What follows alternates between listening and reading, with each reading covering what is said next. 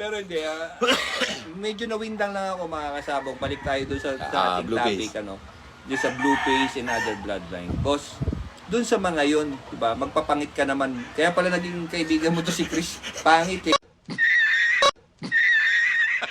Mahilig sa pangit si boss. Pero, boss, doon sa mga bloodline na yun, ano yung pinaka very dear sa'yo? Yung white mo ba? Yung gray mo ba? Or the blue face mo? Actually, lahat sila eh. Pero kung isa lang ang gray talaga. Gray talaga. Gray talaga. Yun talagang pinakauna kong love. Yung gray. Yung iba, nagkataon na lang eh. Katulad ng blue face. Diba? Hindi ako mahilig sa ganung itsura. Hindi ako mahilig sa Kaso, Nadamay lang talaga nadamay lang siya. Nagpapanalo. Ayaw umalis sa farm. Bumabalik. Pinahakfight ko na pinahakfight. Naging Pinauubos 5 times winner. Ano ba nangyari dito? Na-intriga na ako. Kaya sige, breed na nga lang natin to. Naku, ang ganda pang ulutan pala. Oo. babe. Totoo yan. Boss, 2 hits Totoo ba? yan. 2 hits natin, boss. Totoo yan. Grabe naman yun, di ba? Tapos, Ano pang hinihintay niyo mga kasabong? doon ko nalaman yung history ng Blueface kasi nga nakita ko parang may sakit, parang kulang sa dugo. Kasi talaga. Totoo pala Tapos yun, ha? doon na ako nag-research ko ano yung Blueface. Doon ko nakita na sinaunang panahon pala, 'di ba, yung kala Sweater McGuinness ba yun na may pina-check up pa sila na manok kasi akala nila sakitin dahil Putla. Blueface. Oh. Pero, Hindi pala. Healthy Talagang, naman. yun talaga yung ano niya. So, doon na ako nagka-interest noon. Boss, Nung nabasa-basa, ay mga old line pala ito. authentic Oo. pala yung nakuha mo na yun. Tapos nakakuha ako ng kay Wayne Shatley. Tama. Wayne Shatley na Blueface. Grinos ko, doon sa Blueface ko. Maganda rin yung labas. Yung Wayne Shatley ang na-maintain ko, yung Windy Game Farm, Bilnal. Yun, Bilnal. Kuha ko ng Blueface ni Bilnal. Brinid ko dun sa Wayne Shatley ko. Kasi nakikita ko rin medyo, yun nga, kaya nagkaroon din ako ng Gilmore para mabuhay din yung Wayne Shatley. Para ma-maintain yung blood. Since gusto ko na may Blueface to Blueface talaga, so kumuha ako nun kay Bilnal.